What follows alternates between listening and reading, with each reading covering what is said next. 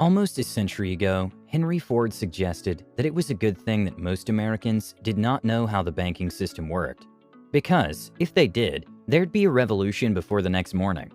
Although several decades have passed since it was made, the statement attributed to Mr. Ford seems to be as true today as it was in the 1930s. This is not to say that the idea of banking is a bad omen. No, banks do provide us with very useful services and have become an essential part of our lives. Everyone wants to keep their money where it's safe and secured. You probably don't want to put your money under your mattress. You also don't want to dig a hole in your backyard to hide your money. The truth is that banks are cashing out big time, most times at the expense of the unsuspecting public. But because the financial institutions operate in complex and rigorous structures, some unusual practices are concealed from the prying eyes of the public. It doesn't matter which side of the coin you choose. We're all in this together, one way or the other. Whether you're taking a loan, spending your money, or saving it, there are numerous ways that the banks make money off of you. The sad part is that you do not know that you're being milked. The multiple income sources that the banks enjoy could be one of the reasons bank stocks have become an investor's delight. Here are some truths about money the banks don't want you to know. The 7 truths about money. 1. You're losing money every year. You probably have heard that the bank is the best place to keep your money, but no one has told you that you're losing money every single year when you keep it in the bank.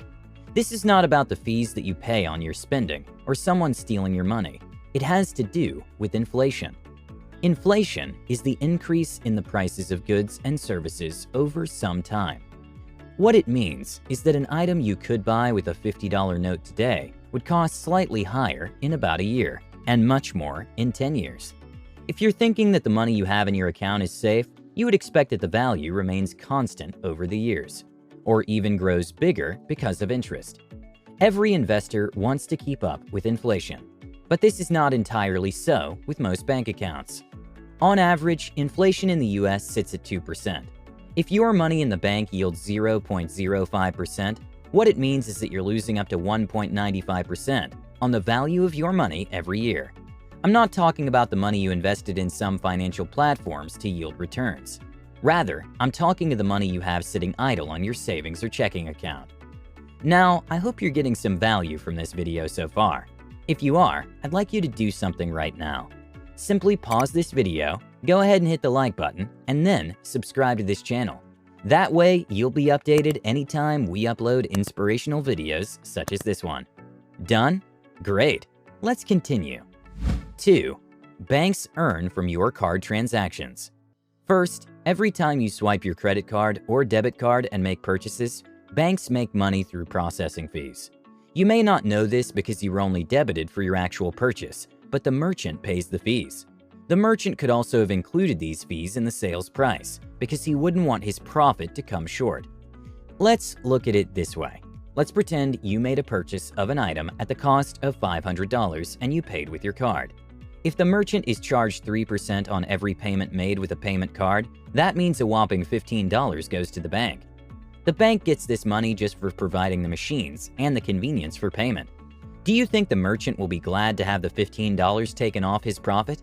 You're the one paying this fee, and I'll show you how. Let's say the item was supposed to sell at $480. The business owner must have raised the price to $500. The additional $20 will cover the 3% deduction that will go to the bank for card transactions. That is, taking into consideration that most people would rather pay with their cards. Secondly, the bank makes so much money through your credit card. There's a reason the banks offer so many incentives just for you to sign up for a credit card. What you probably don't know is that the interest rates on your card can be raised at any time. The average interest rate on a credit card is 17%, but your bank can decide to make an increase to maybe 18% or 19%. They could do this after serving you 15 to 30 days notice. Often, you don't get to read these letters that contain lengthy legal jargon. You ignore them. So the banks get away with this while feeding fat on your ignorance. Now, if you have compound credit card interests, it'll simply continue to accumulate. This will eventually work negatively against you. If you don't pay off these debts, you could be on your way to a difficult place financially. I'm not suggesting that the idea of a credit card is bad in itself. No, the credit card is a useful service that provides convenience. For most of us, it's become a part of our daily lives. But care should be taken so as not to accumulate debts. That will be a dangerous place to be. Be sure to pay off your debts every single month. 3. Your money in the bank is not physical. You could have tons of money in the bank, but these are merely figures and electronic records. This is because the banks use your money to do business. They give out this money in the form of business loans, car loans, or mortgages. To you, your money is with the bank, but in reality, your money is in other places making extra money for the bank. This reality came to play in 2008 during the Depression. Out of panic, people went to the banks demanding to withdraw their money, but the banks had no money to pay everyone. The banks could have that amount in liquidity, but in the event of a crisis, when everyone makes a run for their money, the physical cash will not be there. This comes as a result of a policy that is called fractional reserve banking. This policy allows your bank to lend out your money to those who need them in the form of loans and mortgages. Does it mean the banks are not safe to keep your money? Not at all. Your money is protected by insurance. Also, the government is there, ready to step in should anything go wrong. So, if you have money in the bank, feel free to go to sleep with your 2 eyes closed. Only know this: having money in the bank is not like putting money in a box where you can access it at any moment. Your money is busy making money. This time, not for you, but for your bank. As an individual, you can access your money whenever you want. But if everyone wants their money at the same time, no one gets it. 4. Bankers are not your friends. I'm sure before now you thought they were your friends. They know you by name, they often call you, chat you up, show you love, and adore you. They remember your birthdays and celebrate you on your anniversaries. Voila, you're hooked. The truth is that these folks don't love you. They're simply playing out a well-rehearsed script, waiting for the right time to strike. A banker friend of mine told me how he could become a friend to a customer. He does all the things I mentioned earlier and wins their trust. He makes them feel he's on their side and not on the side of the bank. He then talks them into taking a loan they didn't even plan for. Can you imagine taking a $50,000 line of credit you never planned for? But that's what happens with this kind of friendship with bankers. All they care about is the figures. They get targets from their managers and supervisors. They don't meet these targets in record time, they lose their job. My friend also told me how some colleagues lost their jobs because they tried to be genuine, because they cared about their clients and showed honest compassion. They could not meet targets. When the management found out, they were shown the exit door. So you better be on your guard when next your banker friend comes with bold smiles, talking about his company's latest offers. Before signing up for any loan, make sure it's what you need and you want to do it. Never allow yourself to be blackmailed emotionally with fake friendship. 5. Foreign transaction fees. Another way that most banks make money out of customers is through foreign transaction fees. Your financial institution will not tell you this, but when you travel outside the US and make purchases with your credit or debit card, you will have additional charges.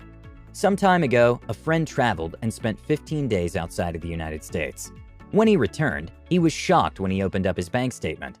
He found a total of $105.05 in foreign transaction fee charges. Most banks won't disclose all of this to you, because if you knew, you could dump them and go for other money options. Some credit card programs have coverage in some countries outside of the US. In this case, if you use their services in the countries that they have coverage, there will be no additional charges on your purchases. But my friend didn't know this and wasn't part of any such program. So he got milked. 6. Always check your accounts. Your bank account is an essential part of your life, so don't be too busy or too lazy to check it regularly. Some hidden charges could be in your record, of which you know nothing about. Anytime you see a charge that's not yours, be quick to report it to your bank. If you make a report within a 90-day window, by law your bank has 48 hours to return the money into your account. Your bank doesn't like you to know this. They may try to delay the process or try to get out of it, but you can stick to your guns because you're legally protected. They are under obligation to credit your money back to you. 7. You're being watched. Banks keep track of all your financial activities. Banks are required by law to report any suspicious financial activity to the IRS. This policy was put in place to check shady deals, such as money laundering. A deposit or withdrawal that exceeds $10,000 is reported to the IRS. If there's a need to audit your account, the IRS will come up with inquiries demanding an explanation for such transactions. First, officials would like to know if you paid taxes on the funds. Secondly, they would like to know if the transactions were legally carried out. So whatever you do with your money, know that you're being watched. I'm sure this knowledge could help you stay clean and stay out of trouble. Here are some videos you could also watch. The formula millions have used to become rich. Habits that will make you rich. Well, that's it for the video, folks. I hope you learned something new. If you enjoyed this video and this type of content, first of all, give this video a thumbs up if you haven't already, and subscribe for more content like this. With that said, have a great day, you guys, and I'll see you all in the next one.